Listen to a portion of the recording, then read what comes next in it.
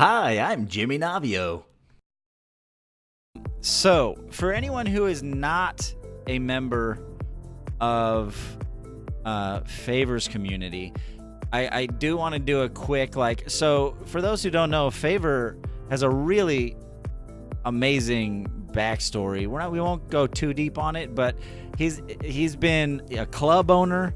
He has written scripts, right? No, you've written stuff that's actually made it on screen, right?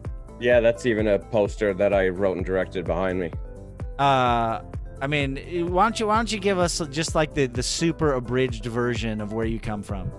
Okay, so I bartended my way through college, paid everything in dollar bills, went to New York Film Academy, got a degree in screenwriting. As I continued bartending, I moved up into management positions just for more money. And then it actually worked out because getting a job as a screenwriter is not easy. Right. It's not like super competitive, probably. Yeah, it's not like you could walk over to Screenwriters R Us and hand in your application. You have to have packets of scripts and just say, I wrote this, and they could go, no, and then that's it. So it's kind of, when they say it's who you know, and they're not kidding. And so I kept moving up the ladder and ended up running a nightclub in New York for a couple of years, and we ended up getting awards for #1 bar in the country and things like that. And one day Johnny Mesner, who's an actor, if you look him up, you'll be like, oh, that guy, because he's just kind of in everything. Yeah. He walked in and I recognized him and we got to talking, and I said, I'm a screenwriter. And he said, that's funny because I just started a production company with a buddy of mine who's an agent, and it was called Johnny Be Good Productions. And I said, well, any chance I can send you some stuff? And he said, yeah, why not? So I sent it to him, and 2 days later he was like, let's meet at a restaurant. I was like, oh shit, Wow. let's do this. That's like so fast. Yeah, it was fast. And what blew my mind was, so I meet him there and he was quoting lines from one of the scripts I wrote, which was a comedy, and he was laughing like, if you see, like, you go with your buddies to a movie and you guys leave like, what about what he said this, what about what he said that? He was doing that to me about my script, and I was like, oh my God, it's like the coolest moment of my life. I bet, dude. That's crazy.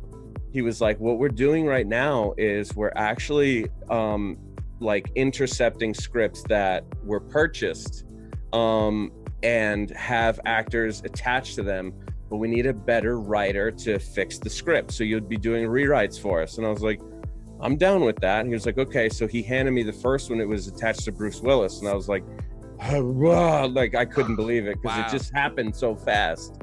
And so I rewrote that script.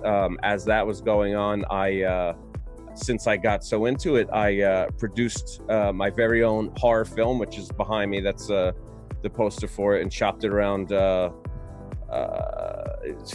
film festivals. And then we did another comedy. Then I tried to, we shopped a television show around that I tried to get going. It just very hard to get a TV show around.